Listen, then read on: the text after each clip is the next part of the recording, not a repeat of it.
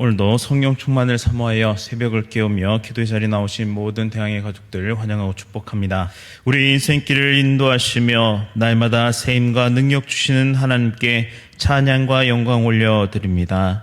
삶의 여러 어려움들 속에서도 믿음을 더욱 강하게 하시고 하나님과 깊은 교제의 시간을 통해 승리하게 하옵소서.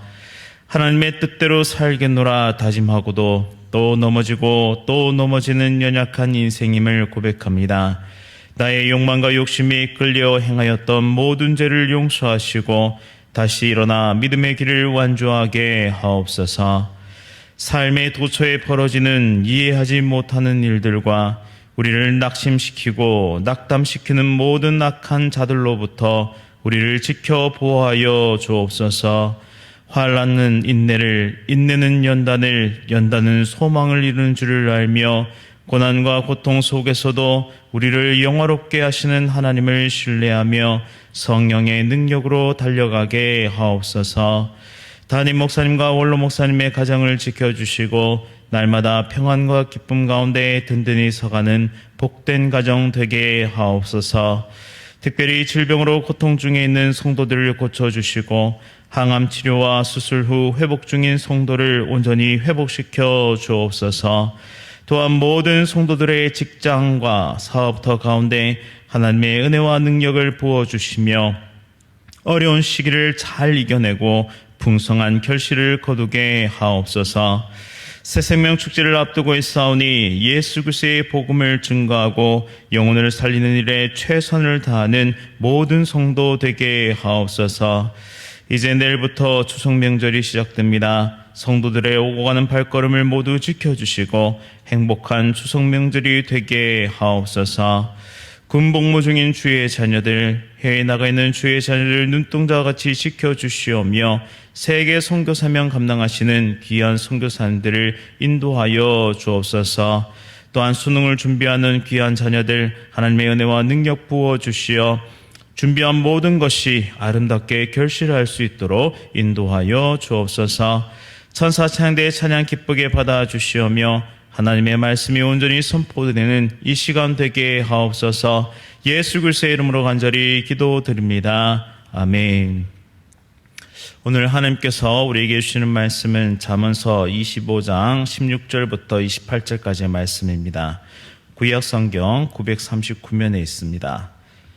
잠언 25장 16절부터 28절까지의 말씀 한 절씩 교독하실 때 살아계신 하나님의 음성 들으시기 바랍니다. 너는 꿀을 보거든 조카리만큼 먹으라. 과식함으로 토할까 두려우니라. 너는 이웃에 자주 다니지 말라. 그가 너를 싫어하며 미워할까 두려우니라. 자기의 이웃을 쳐서 거짓 증거하는 사람은 방망이요 칼이요 뾰족한 화살이니라. 환난 날에 진실하지 못한 자를 의뢰하는 것은 부러진 이와 위골된 발과 같으니라. 마음이 상한 자에게 노래하는 것은 추운 날에 옷을 벗음 같고 소다 위에 식초를 부음 같으니라. 내 원수가 배고파하거든 음식을 먹이고 목말라하거든 물을 마시게 하라. 그리하는 것은 핀 숯을 그의 머리에 놓는 것과 일반이요 여호와께서 내게 갚아주시리라. 북풍이 비를 일으킴같이 참소하는 혀는 사람의 얼굴에 분을 일으키느니라. 다투는 여인과 함께 큰 집에 사는 것보다 움막에서 혼자 사는 것이 나으니라. 먼 땅에서 오는 좋은 기별은 목마른 사람에게 냉수와 같으니라. 의인이 악인 앞에 굴복하는 것은 우물이 흐려짐과 샘이 더러워짐과 같으니라. 꿀을 많이 먹는 것이 좋지 못하고 자기의 영예를 구하는 것이 헛되니라. 함께 읽겠습니다. 자기의 마음을 제어하지 아니하는 자는 성읍이 무너지고 성벽이 없는 것과 같으니라. 아멘. 절제와 관계의 지혜, 절제와 관계의 지혜라는 제목으로 말씀을 선포하겠습니다. 오늘 잠언은 인생에 있어서 중요한 두 가지 지혜를 교훈하는데요. 하나는 절제이고 하나는 관계의 지혜입니다. 먼저 16절과 17절은 구조적으로 서로 짝을 이루고 있습니다. 과한 것이 오히려 독이 될 수 있다라는 것을 강조하고 있습니다. 16절에 너는 꿀을 보거든 조카리만큼 먹으라. 과식함으로 토할까 두려우니라 라고 말씀합니다. 본문에서 이 꿀은 야생 꿀을 말하는데요. 당시 야생꿀은 발견하기가 쉽지 않았습니다. 그만큼 귀한 것이었습니다. 또 성경에 보시면 전투에 지친 요나단이 야생꿀을 먹고 기력을 되찾았던 것처럼 야생꿀은 몸에 매우 좋은 것입니다.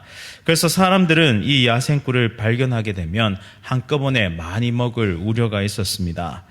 문제는 꿀을 한꺼번에 많이 먹으면 토한다는 데 있죠.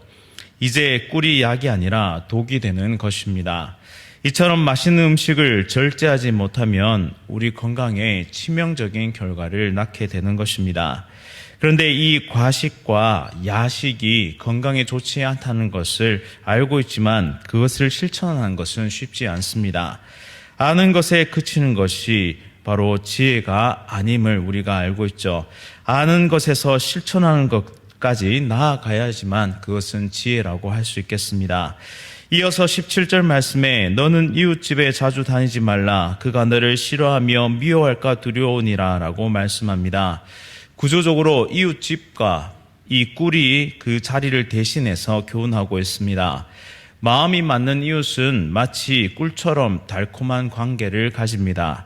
하지만 지나친 방문은 실증을 일으키거나 혹은 예기치 않은 돌발 상황으로 인해 관계가 깨어질 수 있는 우려를 낳습니다. 꿀을 지나치게 많이 마시는 것이 건강에 악영향을 끼치듯이 이웃이 아무리 친하더라도 너무 자주 만나고 방문하다 보면 관계에 악영향을 끼칠 수 있다는 것이죠. 따라서 지혜로운 사람은 절제의 미덕을 아는 사람입니다. 필요한 만큼 하고 또 멈추는 지혜가 필요하죠. 나아갈 때와 멈출 때를 아는 사람이야말로 자신뿐만 아니라 타인의 삶을 윤택하게 만들고 아름답게 만드는 사람입니다. 이제 18절은 무고 및 위증의 죄를 엄하게 경고하고 있습니다. 구약 성경은 이웃에 대한 거짓 증언에 대해 정죄하는데요. 19절에서는 이를 방망이, 칼, 뾰족한 화살로 표현합니다. 이 세 가지는 사람의 생명을 빼앗아 갈 수 있을 만큼 무서운 무기죠. 또한 전쟁에서도 사용되는 치명적인 무기입니다. 거짓말로 이웃을 해하려고 악한 소문을 퍼뜨리고 그것이 재판에까지 이어진다면 이는 상당한 고통을 이웃에게 안기는 것입니다. 심지어 억울함을 풀지 못하고 형벌을 받거나 목숨을 잃는 사태까지 이어진다면 그것은 그야말로 전쟁과 같은 치명상을 사람에게 입히게 되는 것입니다. 거짓이 난무하는 세상을 살아가면서 자신의 이익을 위해 또 자신의 아이를 위해 이웃이나 지체를 모함하는 일은 절대로 없어야 하겠습니다. 오히려 내가 불이익을 당하고 어려움을 당할지라도 하나님 앞에서 바른 삶을 선택하고 바른 길을 걸어가는 그런 인생이 될 수 있기를 간절히 원합니다. 19절은 사람의 됨됨이는 평온할 때가 아니라 환난 때에 여실히 드러남을 교훈하고 있습니다. 환난 가운데서도 신앙과 신의를 지키는 사람이 있고 또 환난 때에 손바닥 뒤집듯이 완전히 돌아서는 사람이 있습니다. 다니엘과 세 친구는 환난 때에도 신뢰와 신의를 지키는 삶을 살았습니다. 또 가장 믿었던 친구에게 배신을 당하는 것은 마치 부러진 이와 위골된 발에 아픔을 겪는 것과 같습니다. 그만큼 큰 고통이 따르게 된다는 것이죠. 사람을 의지하면 우리는 때때로 이런 일을 인생 가운데 겪습니다. 하지만 하나님을 의지하는 사람은 결코 이런 일을 당하지 않습니다. 가장 진실한 친구가 되시고 가장 완전한 아버지이신 하나님을 의지하는 사람만이 환난난에 구원을 얻게 되는 것이죠. 우리 모두가 사람을 의지하지 말고 하나님을 바라볼 수 있기를, 또한 하나님과 동행할 수 있기를 간절히 원합니다. 20절은 공감에 관한 교훈입니다. 마음이 상한 자에게 우리가 해야 할 마땅한 도리는 무엇일까요? 그것은 공감과 위로입니다. 그런데 20절 말씀처럼 마음이 상한 자 앞에서 노래하는 것은 상한 마음을 더욱 아프게 만드는 일이죠. 또한 혹한의 날씨에 옷을 벗긴 것과 같은 일이며 상처에 식초를 뿌리는 것과 같은 일이 됩니다. 누가 그렇게 하겠냐고 말하겠지만 정작 우리의 삶을 돌아보면 진정 공감하지 못하고 상한 마음을 따뜻하게 위로하지 못한 경우가 적지 않음을 발견하게 됩니다. 내 생각과 내 경험, 내 지식과 내 감정에 우리는 순간순간 사로잡히게 됩니다. 그런데 진정 지혜로운 사람은 헤아리는 마음이 풍성한 사람입니다. 그런데 인간의 본성으로는 이것이 참으로 어렵습니다. 하지만 성령 하나님으로 충만한 사람은 긍휼의 마음으로 진정한 위로를 건넬 수 있게 됩니다. 우리도 그런 성령의 사람이 되어 진정한 위로를 전할 수 있는 하나님의 거룩한 백성 다 될 수 있기를 간절히 원합니다. 이제 21절과 22절은 예수님의 상상수훈을 떠올리게 만듭니다. 원수가 배고파 하거든 음식을 먹이고 목말라 하거든 물을 마시게 하라고 말씀합니다. 그렇게 하는 것이 핀 숯을 그의 머리에 놓는 것과 같고 하나님께서 그것을 갚아주시겠다고 말씀하십니다. 핀 숯을 원수의 머리에 놓는 것은 크게 두 가지 의미로 해석해 볼 수 있는데요. 먼저는 부정적으로 원수에게 뜨거운 수치와 고통을 주는 것으로 해석할 수 있고, 긍정적으로는 참회와 뉘우침의 기회를 주는 것으로 해석해 볼 수 있습니다. 즉 선악간에 판단하시는 하나님께 원수를 맡겨드리고 원수에게도 하나님의 형상이 있음을 근거로 선하게 다루어야 한다라는 것이죠. 원수에게까지 선을 베푸는 것은 궁극적으로 하나님께서 우리에게 복으로 또 은혜로 갚아주실 것이고 또한 그 악을 행하는 자에게도 동일하게 갚아주실 것입니다. 그것은 하나님께서 모든 것을 갚아주신다는 믿음이 있어야 가능한 것입니다. 만약 원수가 우리의 선을 통해 돌이키고 회개한다면 한 영혼을 구원하는 것이 될 것이고, 만약 돌이키지 않고 계속 행악을 저지른다면, 그리고 우리를 더욱 고통스럽게 만든다면 그는 하나님의 형벌을 피하지 못할 것입니다. 따라서 인생의 주관자 되시고 재판관이 되시는 하나님께 원수를 맡겨드림으로 우리의 손으로 원수를 갚지 않으므로 악을 선으로 이기는 지혜자들이 다 될 수 있기를 간절히 원합니다. 이제 25절에 먼 땅에서 오는 좋은 기별은 목마른 사람에게 냉수와 같으니라고 말씀하는데요. 좋은 소식 자체가 기쁨을 포함하고 있지만 먼 땅에서 오는 좋은 소식은 그 기쁨이 배가 됨을 알 수 있습니다. 우리가 살고 있는 세상은 온갖 인간관계로 얽히고 설켜 있습니다. 어렵고 힘든 인간관계는 우리의 마음을 무너뜨리고 우리의 삶을 피폐하게 만들죠. 그런데 이런 삶 가운데 복음은 마치 목마른 사람에게 냉수와 같은 것입니다. 영원히 우리를 버리지 아니하시는 예수님을 내 인생의 주인으로 모셔드리고 함께 동행하는 인생은 참된 평안과 행복을 누리게 되는 것입니다. 진정한 사랑, 영원한 사랑이신 예수님, 자신의 생명까지 아낌없이 내어주신 진실된 주님께 나아가 모든 시름을 내어놓고 기도하며 다시 세상을 살아갈 용기와 힘, 그것은 바로 복음의 좋은 소식을 통해 가능한 것입니다. 우리에게 그 복음의 좋은 소식이 들렸고 이제는 그 복음의 좋은 소식을 모든 이들에게, 나의 사랑하는 가족과 이웃과 지체들에게 증거할 그러한 기회가 우리에게 주어졌습니다. 다 함께 새 생명 축제를 준비하며 이 복된 소식을 증거하여 이 세상에 실험하고 아파하는 모든 이들에게 생명과 진리의 길을 제시하는, 또한 그 복된 길을 전하는 은혜의 백성들 다 될 수 있기를 간절히 바랍니다. 이제 28절의 말씀으로 결론을 맺고자 합니다. 28절에 자기의 마음을 제어하지 아니하는 자는 성읍이 무너지고 성벽이 없는 것과 같으니라 라고 말씀합니다.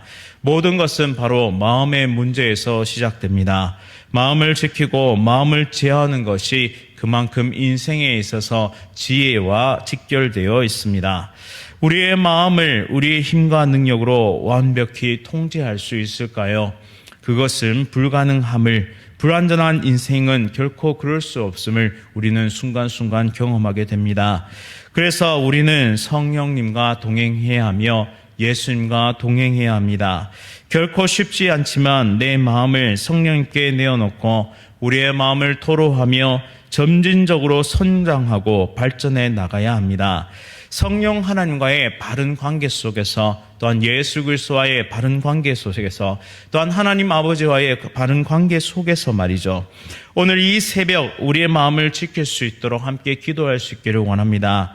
우리의 원수가 우리를 넘어뜨리려 하고 우리의 상황과 우리의 환경이 우리 앞에 거대한 벽처럼 느껴진다 할지라도 우리는 예수 그리스도 안에서 변화된 삶을 기대하며 우리의 마음을 지켜갈 수 있기를 간절히 소원합니다. 혹 명절을 앞두고 행복한 마음과 기쁜 마음으로 준비하는 분들도 계시겠지만 가정의 아픔으로 인해서 명절이 어렵고 힘든 분들이 계시다면 오늘 이 시간 성령님을 의지하여서 함께 기도할 수 있기를 원합니다. 하나님, 우리의 마음과 인격이 하나님 안에서 더욱 온전해질 수 있도록, 또한 하나님 안에서 사랑으로 섬기고 그들을 품어 안을 수 있는 넉넉한 마음을 주옵소서. 그리하여 하나님께서 온전히 주장하시는 명절 될 수 있도록, 또한 하나님께서 우리의 마음과 모든 이들의 마음을 주장하셔서 복음의 길로, 생명의 길로 인도하실 수 있도록 인도하여 주옵소서. 이렇게 함께 기도하면서 한 주도 승리하시는 거룩한 주의 백성들 다 되시기를 간절히 바랍니다. 말씀을 기억하면서 함께 기도하겠습니다. 우리의 삶을 지키시고 인도하시며 지도하시고 이끌어주시는 하나님께 찬양과 영광을 올려드립니다. 오늘은 절제와 관계의 지혜에 대해 깨닫게 하시니 참으로 감사드립니다. 말씀의 기준 앞에 삶의 방향을 잘 결정하게 하시고 지혜로운 삶을 살아가게 하옵소서. 무엇보다 마음을 지키기가 어려움을 하나님 앞에 고백합니다. 오직 성령 하나님께서 우리를 가득 채우시고 예수 그리스도의 완전한 순종을 통하여 깨달은 그 사랑을 기억하며 또한 성부 하나님의 이끄심과 인도하심을 통해 점점 더 하나님의 백성답게 우리의 마음과 인격이 더욱 왕성되어져 갈 수 있도록 인도하여 주옵소서. 특별히 이 시간 오늘 하루도 성령 하나님과 동행하기를 원하는 그 마음을 담아 간절히 기도하며 하나님 앞에 나아가는 모든 백성의 기도에 응답하시고 모든 삶을 주관하시고 또한 우리에게 지혜와 힘을 부으시는 하나님과 함께 승리하는 한 주를 살아갈 수 있도록 인도하여 주옵소서. 예수 그리스도의 이름으로 간절히 기도드립니다. 아멘.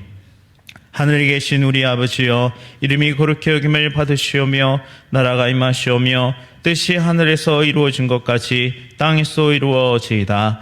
오늘 우리에게 일용할 양식을 주시옵고 우리가 우리에게 죄 지은 자를 사하여 준 것 같이 우리 죄를 사하여 주시옵고 우리를 시험에 들게 하지 마시옵고 다만 악에서 구하시옵소서. 나라와 권세와 영광이 아버지께 영원히 있사옵나이다. 아멘. 오늘은 인도네시아 홍용화 선교사님을 위해 함께 기도하겠습니다. KPM 본부장으로 직무를 은혜 가운데 잘 감당할 수 있도록 바쁜 일정 중에도 영적 육적으로 지치지 않고 강건하도록, 또한 교회들이 선교에 동참하여 많은 교회가 각 선교지에 세워지고 더 많은 이들이 선교사로 헌신할 수 있도록 인도네시아 홍용화 선교사를 위해 함께 기도하고, 또한 우리 질병으로 고통하고 있는 지체들을 위해, 또한 회복 중에 있는 지체들을 위해 함께 기도하도록 하겠습니다. 오늘 하루도 성령 충만으로 승리하십시오.